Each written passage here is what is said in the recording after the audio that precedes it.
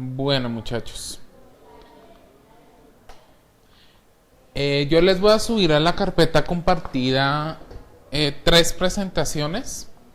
Dos de ellas consisten en cómo podemos hacer o un resumen de etiquetas que se utilizan. ¿Sí?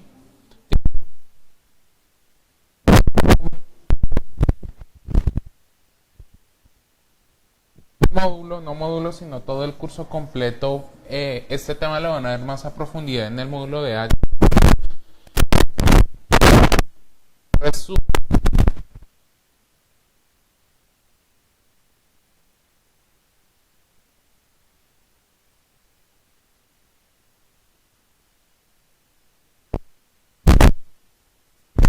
Para representar un párrafo, entonces es la esto del párrafo encerrado entre la etiqueta de apertura y cierre.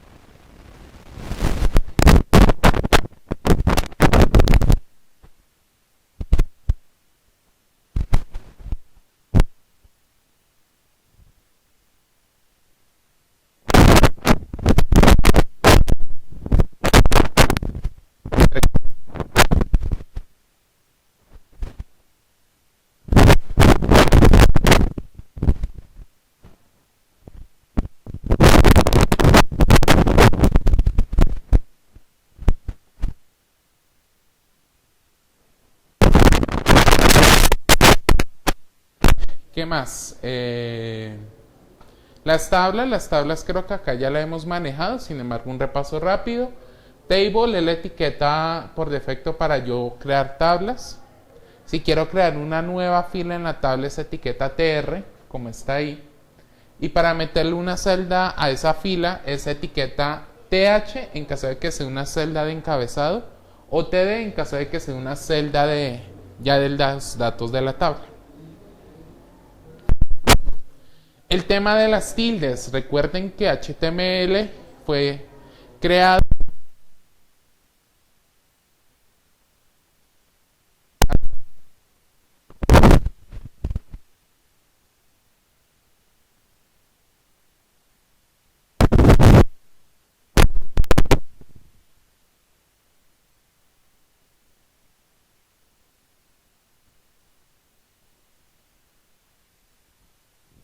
cómo defino gráficamente cómo voy a visualizar la página, ¿listo?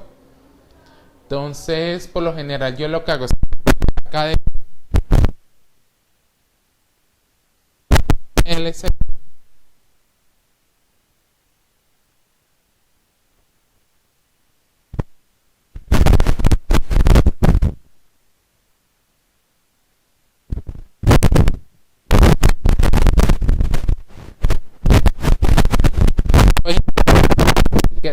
como lo que ven acá, por ejemplo. Por ejemplo, acá donde dice div id texto chévere, hay que estoy diciendo que solo quiero que la etiqueta tenga un estilo o una forma de visualizar.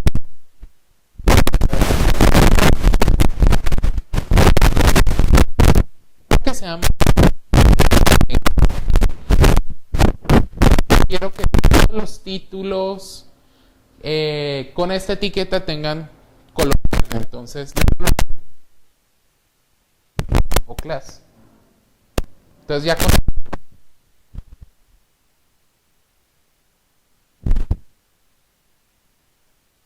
decir texto verde, no es que me haya texto en verde. Tengo que necesariamente utilizar una especificación de texto verde.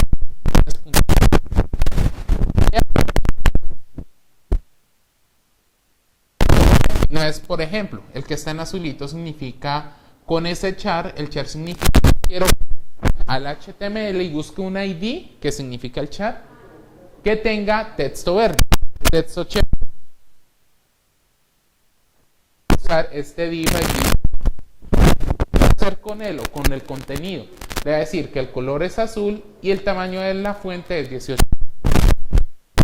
Lo mismo con el otro, en este caso el punto significa vaya y busque todas las etiquetas con clase, texto verde y aplíqueles color verde y tamaño de fuente 14.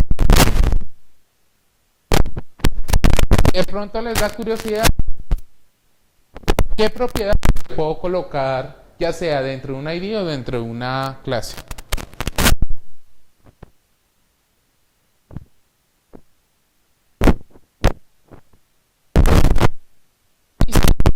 Simplemente estilo para las que no somos diseñadores y bien con el tema de escoger paletas de colores ni nada de eso.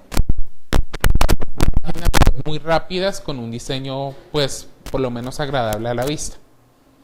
¿Sí? Entonces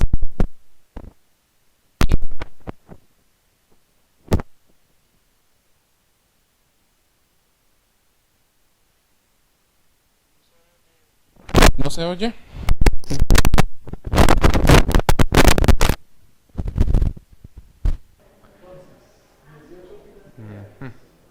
Entonces, como les venía diciendo, los frameworks de frontend nos ayudan en el tema en cuando por una parte no sabemos hojas de estilo. Entonces, o estamos comenzando con el tema. Dos, cuando de pronto tenemos un proyecto que necesitamos implementar rápidamente y no tenemos tiempo para definir, por ejemplo, con las hojas de estilo, qué colores va a llevar mi sitio web, cómo quiero organizar todo el tema del layout, es decir, no sé, quiero organizar toda la estructura de mi sitio web con un menú a la izquierda y en la parte del centro distribuido por columnas. Entonces, este tipo de frameworks me ayudan a facilitar el trabajo de cómo quiero ver mi página web al final o el aplicativo web que vayan a hacer. Utiliza también archivos JavaScript, que los archivos JavaScript lo que me facilitan es una mayor interacción del usuario con mi aplicación del lado del cliente, ¿sí? Si recuerdan, nosotros dijimos que los aplicativos que estamos desarrollando eran con una arquitectura predefinida. ¿Cuál es, Edwin?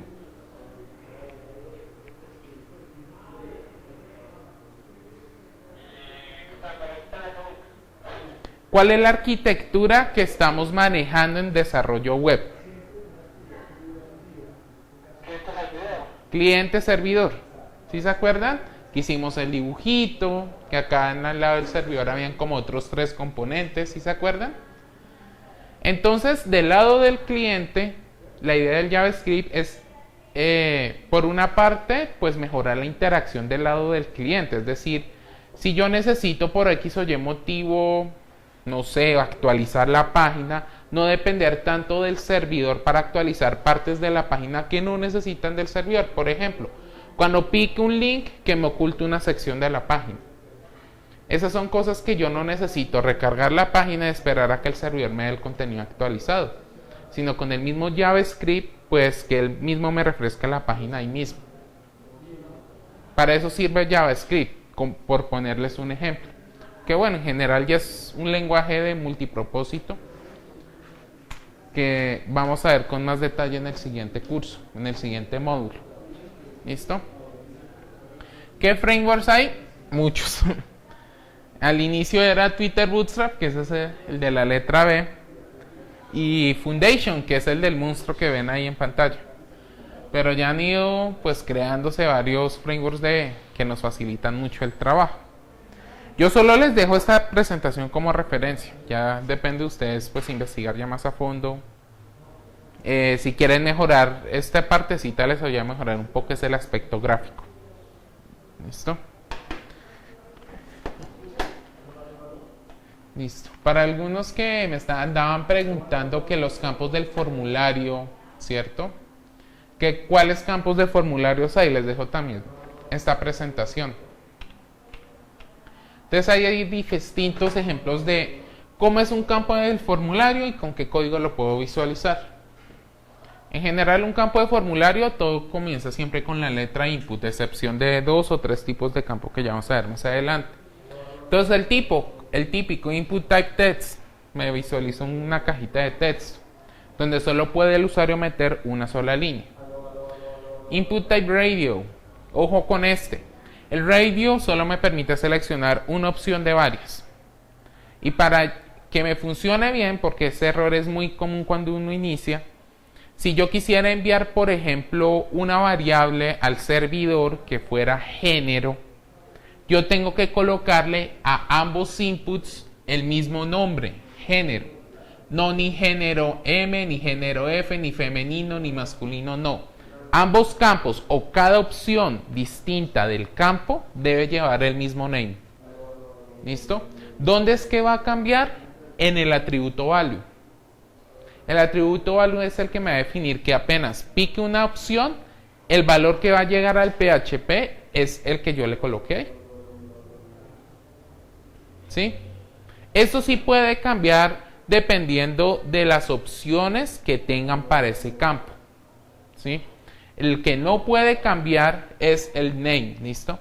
¿Qué pasa si ustedes dejan distintos names? Por ejemplo, dejaron name género 1 y name género 2. Lo que va a pasar es que cuando seleccionen masculino, un ejemplo, les va a quedar marcado, y cuando seleccionen femenino también les va a quedar marcado. En cambio, si lo dejan con el mismo nombre, si marco masculino y estaba marcado femenino, me desmarca femenino, por ejemplo. Me desmarca o me deja más bien marcado solo una opción. El checklist, el checkbox, qué pena, es el mismo ejemplo de arriba. Es decir, yo tengo que decirle el mismo name, ¿cierto? Que bueno, acá sí me quedó mal el ejemplo. Debe ser el mismo name para cada opción de selección múltiple. Es decir, el check nos permite marcar varias opciones para un campo. Por ejemplo, género de película favorito. Yo puedo tener más de 2 géneros, o 1 inclusive, o 0. Entonces, para esos casos, venga, hacemos acá.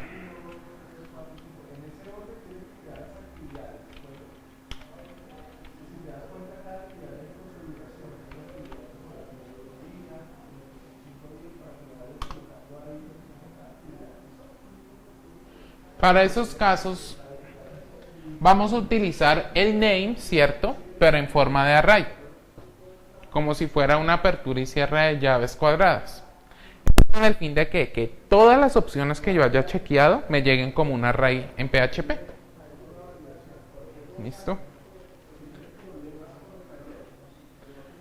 Input type submit. Esa es una forma, yo diría, antigua de mostrar el botón o un botón de envío de formulario. Ahorita, ¿cuál se utiliza? El que hemos visto en las clases, button type submit. ¿Listo? Otra forma que ya no utiliza necesariamente la etiqueta input es cuando yo necesito una caja de texto que no sea de una sola línea, sino de varias líneas. Por ejemplo, cuando ustedes vayan a escribir un comentario en un blog, que les aparece este tipo de recuadro. Para yo mostrarlo, le defino una etiqueta text area donde le señalo el número de filas y el número de columnas. Esta unidad de 50 se refiere a cada uno de los caracteres que quiero que muestre. De ancho, no que deje escribir, sino que es de ancho 50 caracteres. Y 4, pues toma la medida de una línea de acuerdo a la fuente por defecto que tengan. Entre la etiqueta apertura y cierre del text area, pues defino un texto por defecto que quiero que muestre. ¿Listo? La famosa lista es con la etiqueta select. El nombre, pues es el nombre de la variable con la cual quiero que llegue el valor. Y cada valor distinto que quiero que aparezca en la lista lo defino con la etiqueta option, ¿cierto? El atributo value me va a definir con qué valor quiero que me llegue al servidor cuando seleccionen esa opción, y lo que escriba entre etiqueta apertura y cierre es como el nombre que quiero que salga en la opción. Por ejemplo, si el usuario selecciona Chile, al servidor le va a llegar el valor de CH, no le va a llegar Chile, le va a llegar CH, porque es lo que tiene definido en su atributo value. ¿Listo? Listo. Esos son formularios. Esos son todos los campos. Entonces también les voy a subir esa presentación. Y finalmente,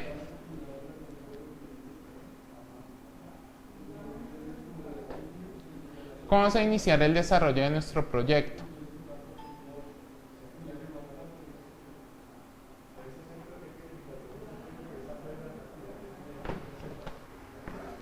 Entonces, el desarrollo de un proyecto web puede tener distintas estructuras. Las que les propongo a continuación puede que si van a otros proyectos no sea la misma, ¿sí? Inclusive, digamos que ahorita lo que está de moda es simplemente ceñirnos a algo que se denomina un framework de desarrollo. ¿Qué es un framework? Un framework me plantea dos cosas. Primero, la estructura de un proyecto y segundo, un conjunto de librerías que puedo reutilizar en mi proyecto. ¿Y qué son las librerías? Funciones, clases que puedo reutilizar en varios proyectos. Entonces, esos frameworks a veces vienen con una estructura definida y a veces tienen una curva de aprendizaje larga o mediana, dependiendo del caso, para poderlos aprender. Yo lo que les propongo acá es una estructura básica de proyecto web que desde mi perspectiva pues ayuda a uno cuando comienza en todo este tema a encaminarse un poco, ¿sí? Cuando uno ya tenga dominio y experticia en el tema, no sé, ya ha desarrollado varios proyectos, se plantea varias estructuras de proyecto, yo ya puedo decir, ahora sí me pasa un framework, ¿sí? Que el framework sí lo que me ayuda es a estructurar aún mejor el proyecto. ¿Listo? Eso es un ejemplo de un proyecto.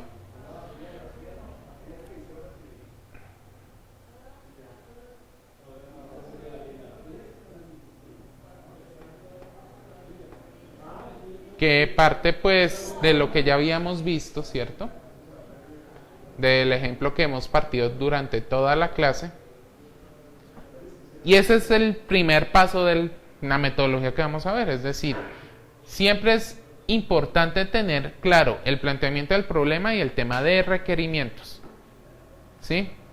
Vamos a hacer un recorderis, porque creo que esa partecita la vimos hace rato, o de pronto la vimos en el curso anterior, pero es importante recordarla.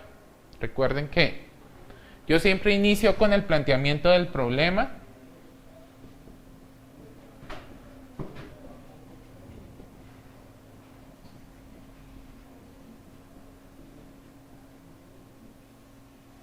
¿Cierto? Yo, ¿qué sigue acá, Paula? ¿Qué sigue acá, Jorge?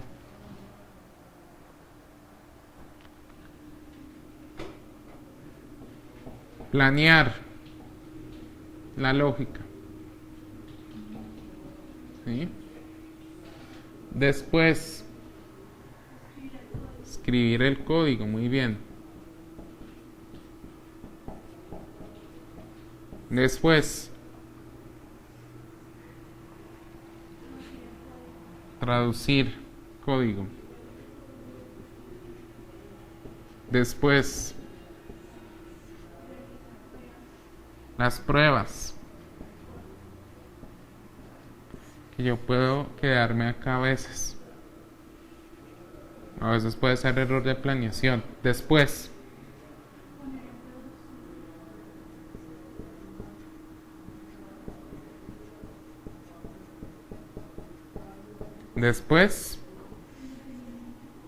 mantenimiento.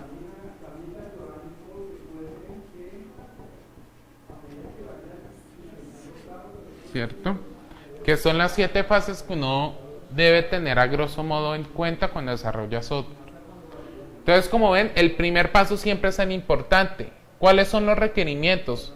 ¿Cuál es la necesidad que el cliente quiere que resuelva a través del programa? ¿Sí? Y los que vamos a ver ahorita es una estructura para yo plantear esta parte. Nos va a ayudar a estructurar todas esas 3 fases. ¿Listo? Entonces, a partir del planteamiento del problema, inclusive dentro de esa misma fase, yo identifico un conjunto de requerimientos que necesito resolver y a partir de los cuales sé que cubro toda la totalidad de necesidades del cliente. ¿Sí? Entonces ahí está el conjunto de requerimientos y lo planteo en términos a veces de qué, de módulos, de qué es lo que debe tener el sistema. ¿Sí? ¿Yo qué debo preguntarme para saber que el requerimiento está bien? Debo preguntarme, pues hay distintos criterios. Yo el que me pregunto es, ¿con esto resuelvo la necesidad del cliente? ¿sí? Uno por lo general a veces divaga y mete requerimientos que a veces el cliente no necesita. Lo primordial es siempre apuntarle a la necesidad principal que tiene el cliente. Entonces, por ejemplo, módulo en donde se muestra la lista de pacientes y opciones para crear, editar o eliminar. Otro que me permita la lista de doctores y opciones para crear, editar o eliminar. Crear nuevos pacientes, editar pacientes, etc. ¿Sí? Una vez hayan identificado el listado de requerimientos, toda esta parte hace, digamos, todos estos requerimientos, análisis del problema, etcétera, hace parte de esta fase, planteamiento del problema. Algunos lo llaman inclusive fase de análisis o fase de análisis de requerimientos. ¿Sí? Nosotros como desarrolladores que nos llega por lo general de esa fase hasta acá, los requerimientos, inclusive un poquito más detallados. Y a nosotros que nos corresponde ya hacer toda la planeación, es decir, ya la planeación del código partiendo de la base de datos. ¿Sí?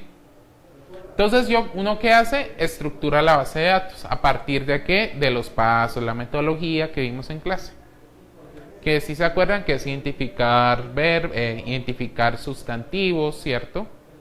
Después de identificar los sustantivos, quito duplicados y quito cuáles contienen a otros, ¿cierto? Y todo lo que está en las presentaciones.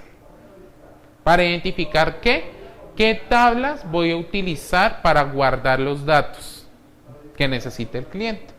Entonces, por ejemplo, para ese análisis específico del problema, se identificaron estas 7 tablas. ¿Listo? Luego, voy a estructurar el código. Esto es donde les digo que la parte va a diferir mucho. Esa es una estructura que yo vi que puede servir o que les puede servir para iniciar. ¿Qué es lo primero? Una carpeta que se llama Assets. Bueno, primero el nombre del proyecto, ¿cierto? Después una carpeta Assets. ¿Qué van a hacer con esa carpeta? Guardar todos los archivos estáticos del programa. ¿Qué son archivos estáticos? Les repito, imágenes, archivos JavaScript, videos, MP3, etc. Por lo general, los 3 principales tipos de archivos estáticos de un aplicativo web son archivos JavaScript, imágenes, fuentes y hojas de estilo. Entre otros, pueden haber más, pero digamos que esos son los que uno más utiliza. Una carpeta de clases donde voy a guardar todo el modelo de clases. Uno por lo general cuando crea clases, recordando programación orientada a objetos, uno lo que hace es crear un archivo PHP por cada clase que vaya a crear. ¿Sí? Entonces ahí van todo el tema de clases. En la carpeta docs va toda la documentación. ¿Qué es documentación? Los requerimientos del cliente, el modelo entidad-relación que fabricamos. Si de pronto queremos guardar el archivo de MySQL Workbench, ahí lo guardamos. Y la carpeta lib, que es la carpeta de librerías de PHP. Por lo general, nosotros necesitamos funcionalidad adicional, aparte de la que hemos visto durante el curso, y que de pronto PHP nos suministra de manera nativa. Por ejemplo, quiero generar un reporte en PDF o en Excel.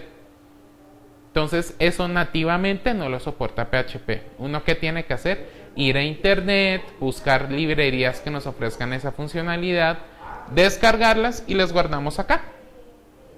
Eso es lo que hacemos. Archivo de configuración. El archivo de configuración lo que me va a guardar son todos aquellos parámetros generales que vamos a necesitar. Es decir, parámetros como cuáles. La conexión a la base de datos. Y entre otros. O por ejemplo, ¿cuál es la URL de mi sitio? Eso es importante también tenerlo por allá guardado en una variable cuando vayamos a crear, no sé, links. Entonces son todos aquellos parámetros que permiten el funcionamiento normal del sitio cuando genere links, cuando se conecta a base de datos, etc. Y finalmente unos archivos de configuración de interfaz gráfica. No por lo general, ¿qué hace con la interfaz? Uno lo que hace es partirlo como normalmente los sitios siempre se dividen en encabezado, contenido y pie de página. Si ustedes ven yo diría que casi todos los sitios tienen esa misma estructura. Entonces uno lo que hace es crear tantos archivos PHP pues como estructuras tenga el sitio, como para uno facilitarse y guiarse en ese mundo. ¿Listo? Hay un ejemplo del archivo de configuración, inclusive, aunque bueno, esta presentación está desactualizada, uno lo que hace es meter solo la parte de arriba, donde dice conexión a base de datos, no modificar, solo esa partecita.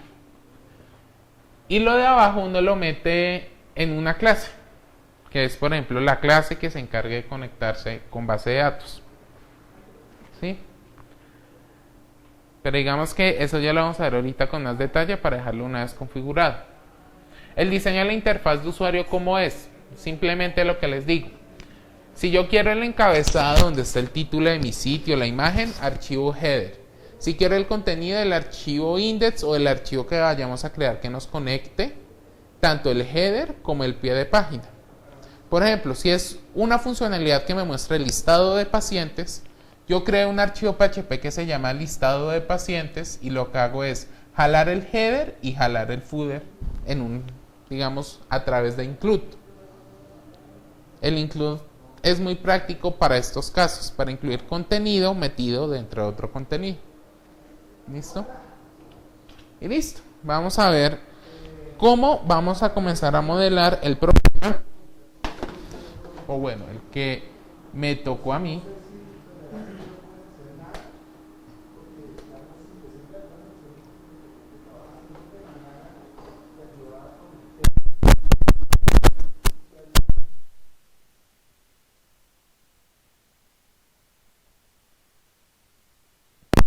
La Central de Abastos de Medellín ha decidido lanzar una tienda online para realizar una subasta pública sobre los productos agrícolas ofrecidos por los campesinos.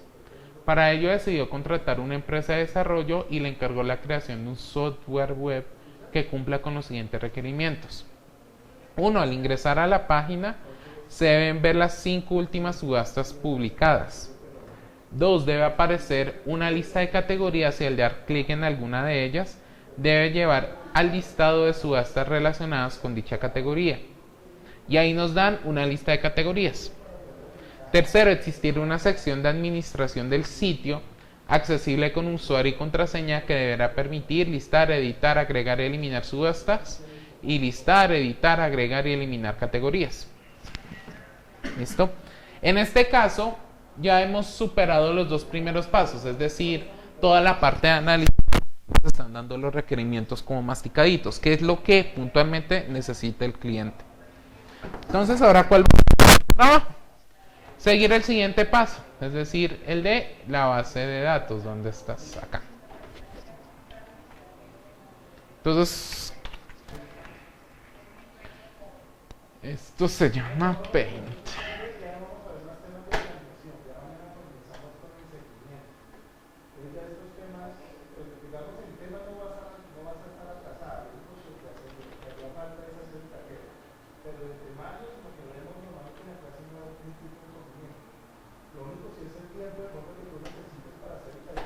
Listo. Entonces, vamos a comenzar. ¿Dónde está la rayita? Y el color que se arroja.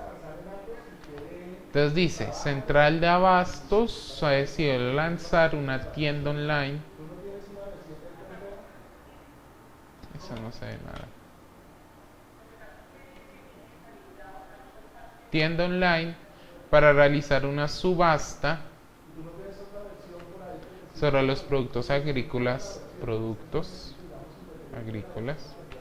ofrecidos por los campesinos. Bueno, campesinos, pero bueno, eso sí me queda en duda. Para ello decidió contratar una empresa de desarrollo y le encargó, bueno, empresa de desarrollo ya es muy general. Entonces yo diría, página principal, subastas, nuevamente está. Si está publicado o no. Aunque bueno, publicado es como un adjetivo, ¿cierto? Algo puede estar publicado o no. Lista. Categorías. O lista de categorías en general. Entonces llevar el listado de subastas. Entonces lista de subastas. Nuevamente. categoría nuevamente, dice sección de administración del sitio. Sección de administración es como un sustantivo. Usuario es otro sustantivo. Contraseña también. Subastas y categorías. Ahí ya está. ¿Listo? Ahí ya identificamos como todos los sustantivos que nos plantea el problema.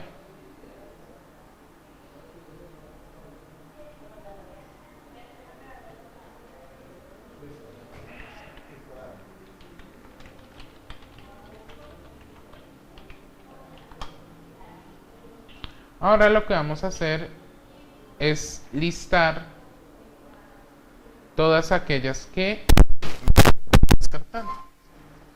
Listarlas y descartar.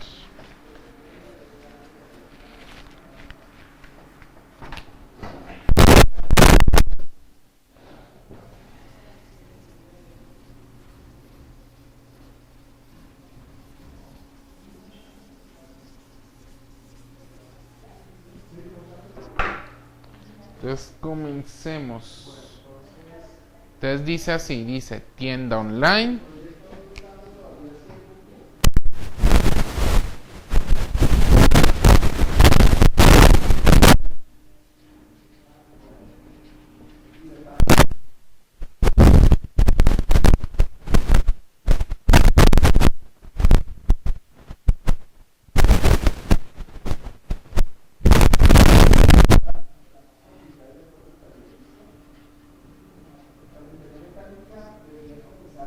Campesinos.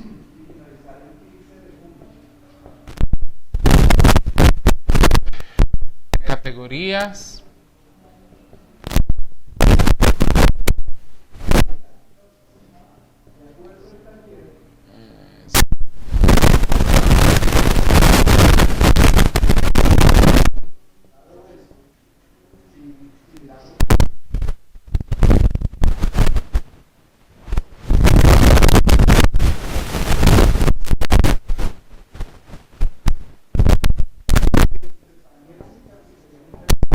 Hechos.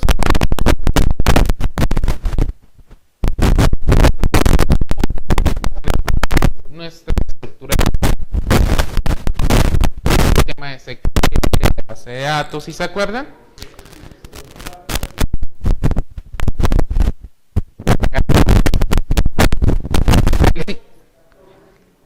¿No se acuerdan? No.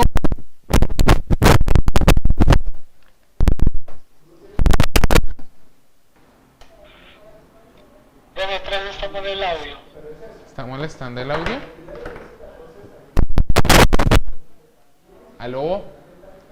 ¿Me escuchan? Ahora sí no se escucha tan entrecortado. ¿Aló? ¿Aló? Ahí está bien. Ahí está bien, bueno.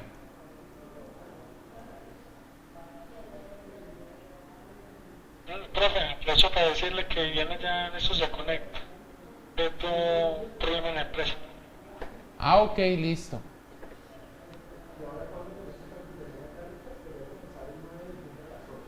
Miren, ahí está. Identificar sustantivos y palabras de negocio.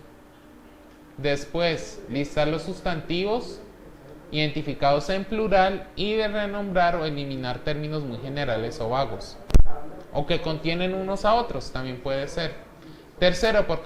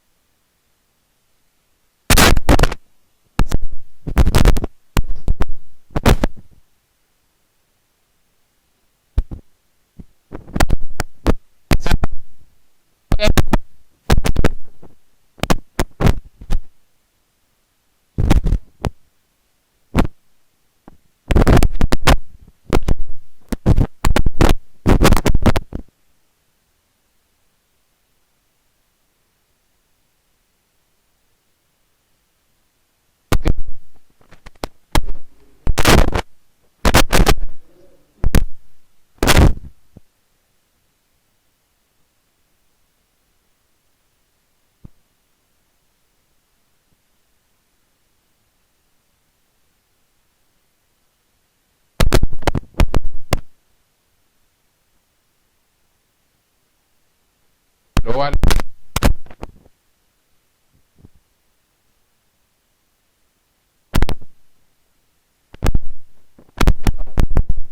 ¿Aló, sí me están escuchando?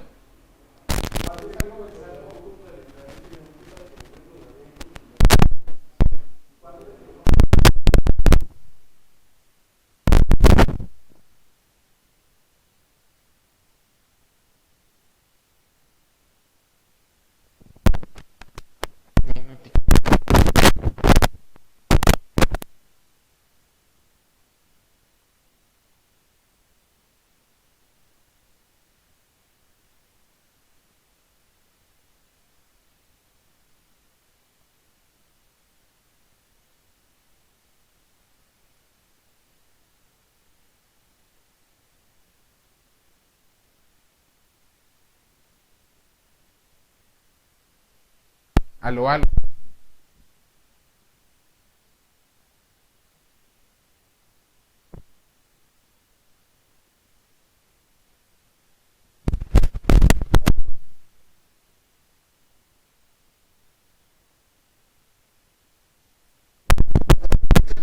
Entonces, ¿qué vamos a hacer?